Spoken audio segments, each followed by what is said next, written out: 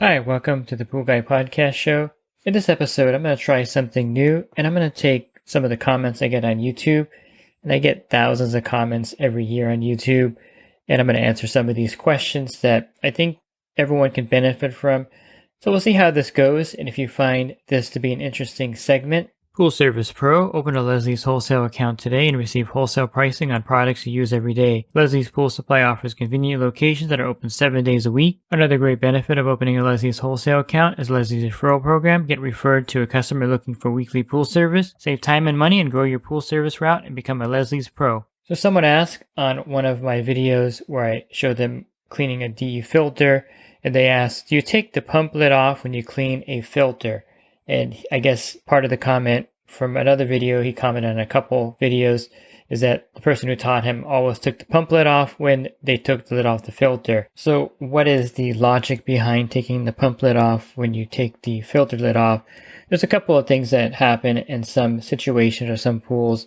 When you take the filter lid off, sometimes the water will drain back down the suction line and go into the pump, and this will actually go back into the skimmer. If it's a DE filter, you may have some DE go back out to the skimmer while you're cleaning the filter. So it's a good idea while you're cleaning a DE filter, and I do this usually at every stop where it's a DE filter. I'll take the pump lid off after I take the lid off. In case any water were to run back into the pump, it's going to come out of the lid.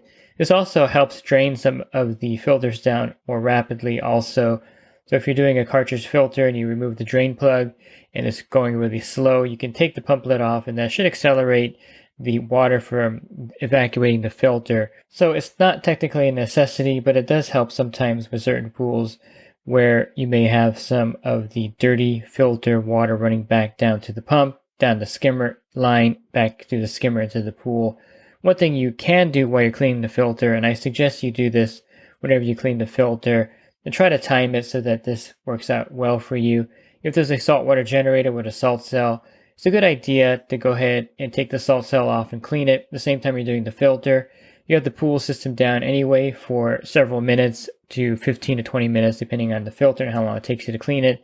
So why not give the salt cell an acid bath while you're cleaning the filter? So I try to time my accounts with a saltwater generator so that when I do clean the filter, I'm also cleaning the saltwater generator, or the salt cell, I should say, not the generator itself, but the salt cell at the same time I'm cleaning their filter out. Here's a question about the proper way or some ways to add borate to the pool. He asked, can I put boric acid in a 5-gallon bucket and do it multiple times before dumping it into my pool?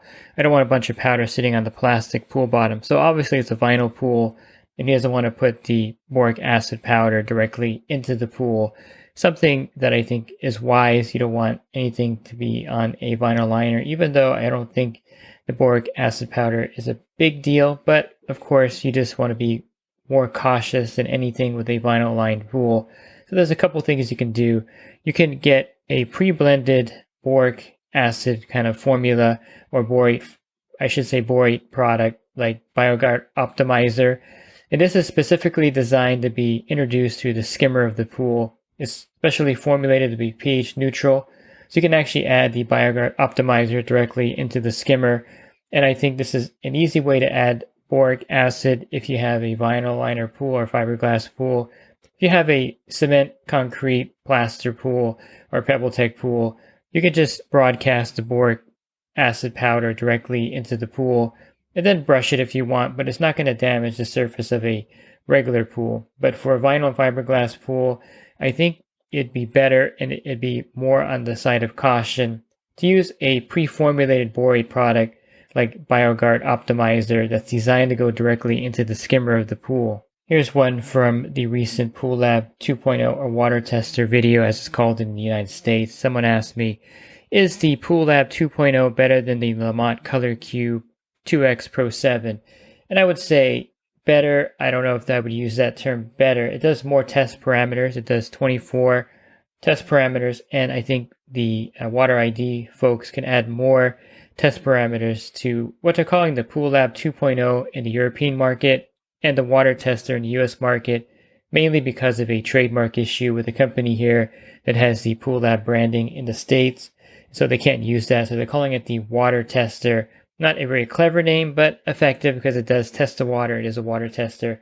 Back to the question, I think it depends on how many test factors you actually need and why you're using that photometer. I think the better photometer from LaMotte is the ColorQ 2X Pro 9 that does copper and iron, and I think that's a superior photometer to the ColorQ 2X Pro 7 if you're looking at pro use. Now, the LaMotte testers are NSF certified. The PoolLab tester is not, since it's a European tester. They haven't done the NSF certification, but they have lab results on the parameters and how accurate it is. I would say the LaMotte, of course, since it's NSF approved, is a more accurate photometer. The PoolLab 2.0 or water tester in the US market is not inaccurate. It just hasn't been certified by an independent company on the accuracy. The tablets are something that you can get used to pretty quickly because the PoolLab 2.0 uses mainly tablets, where the ColorQ 2X Pro 7, for the tests that are very common, like the chlorine and pH, they use a reagent. So they're probably a little bit faster than breaking up the tablets. However, the PoolLab 2.0 can do 3 tests in tandem. So this gives it the advantage. You can do, chlorine, pH, and alkalinity all at the same time.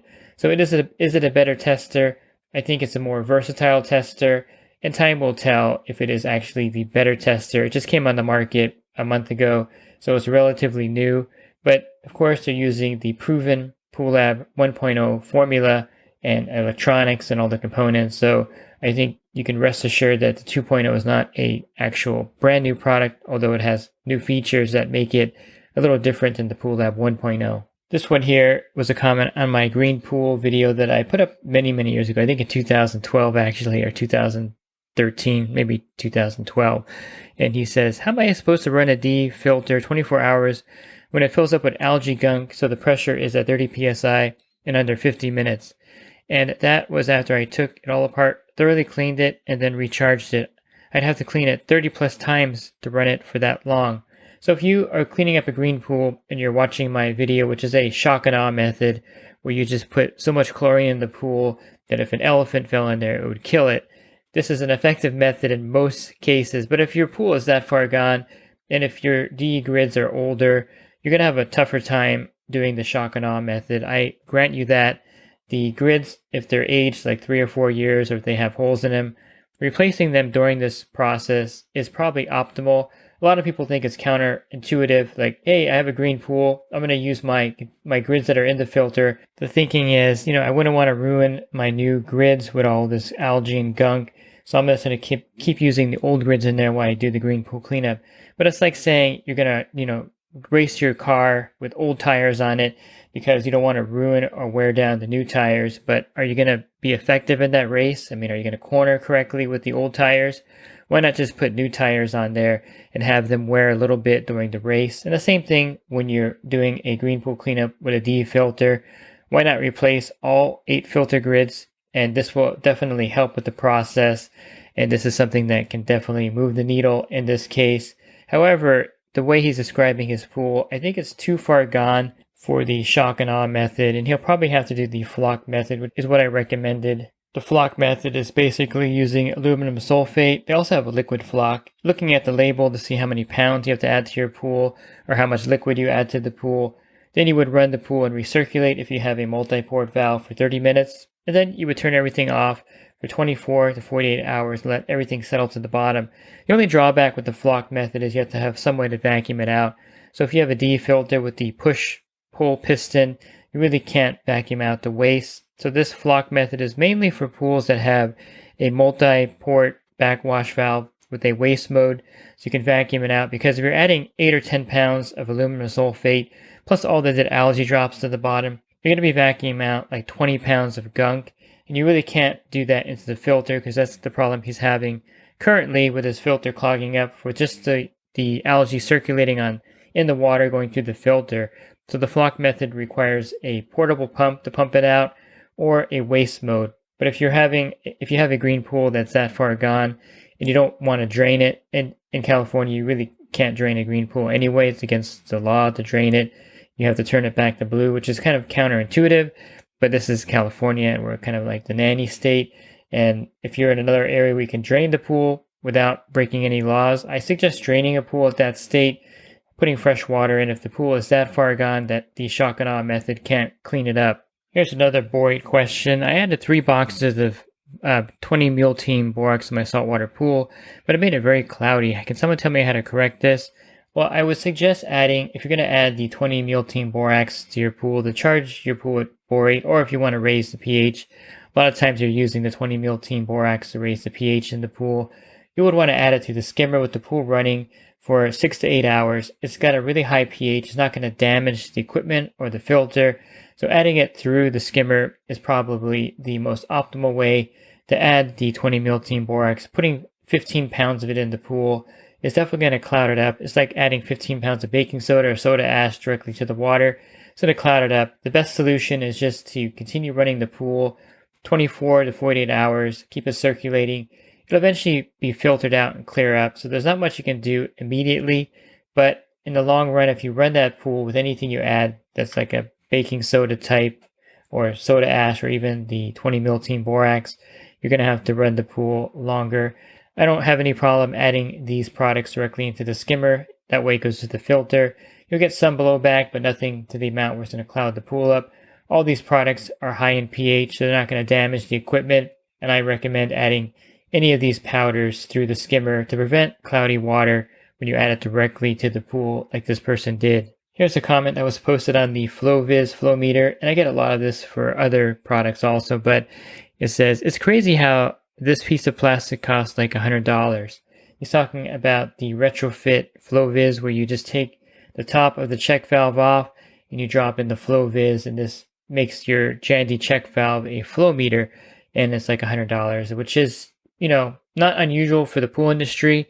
And this is something that if you're new to the pool industry, everything is pretty inflated. I mean, if you get a screw for a Polaris wheel, if you have a Polaris 280, you're buying just that little plastic screw.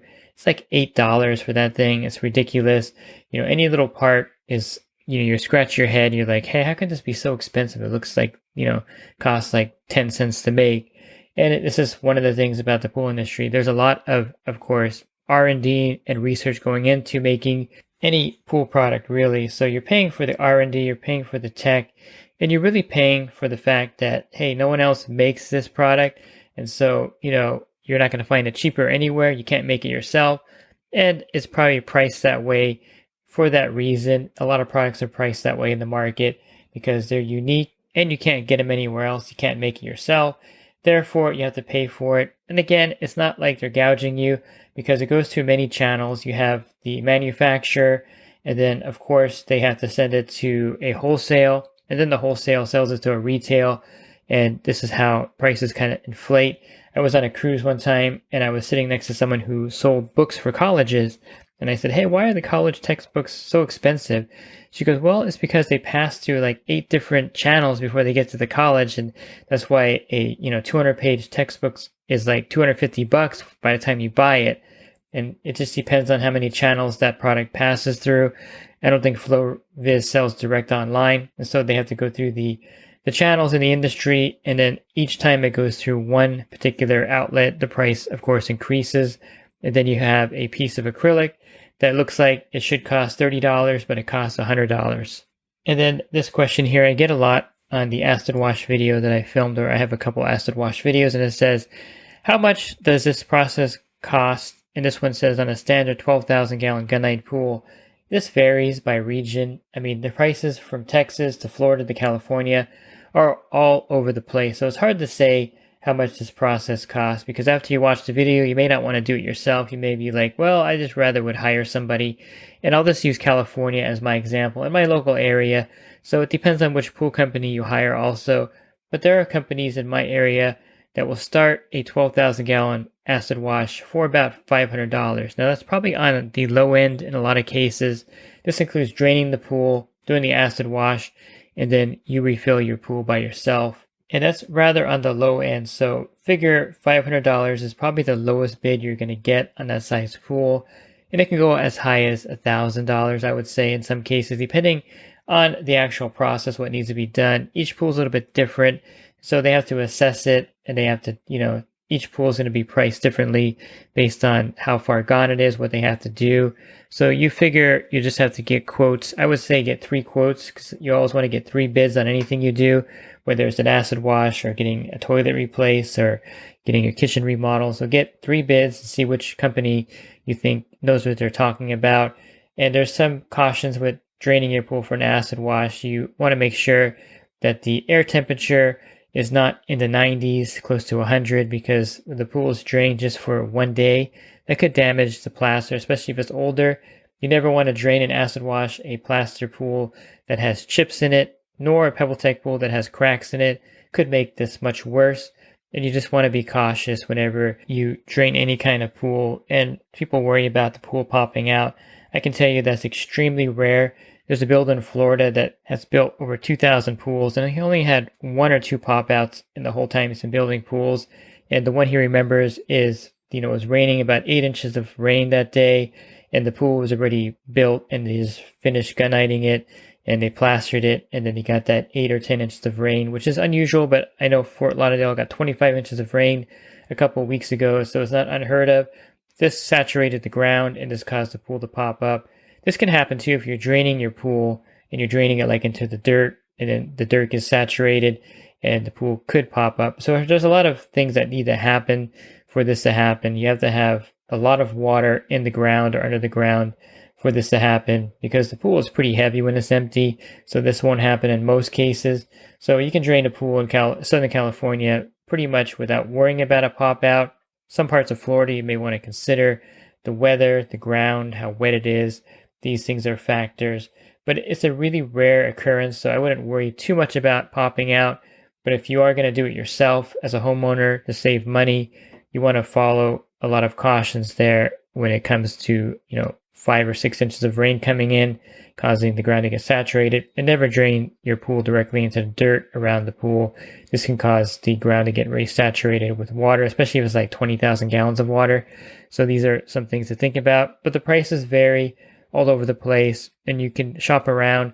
I wouldn't say the cheapest person is always the best. You get what you pay for. So you want to get something in the middle, and you want to be comfortable with the person who's going to do the acid wash. There's no guarantees, by the way, that it's going to come out better.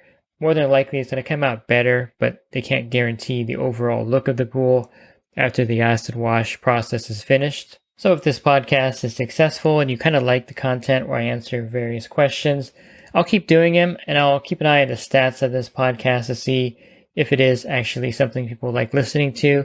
And if so, you'll see some more of your YouTube questions answered here on air, and I'll elaborate more, because on YouTube I can only type 1 or 2 sentences at the most. I don't have a lot of time to be typing paragraphs. So I think this is a good way to answer questions that people have and kind of expand on those. If you're looking for other podcasts that I've recorded, you can find those on my website, swimmingpoollearning.com. On the banner, click on the podcast icon. That'll take you to a drop-down menu of other podcasts that I've recorded.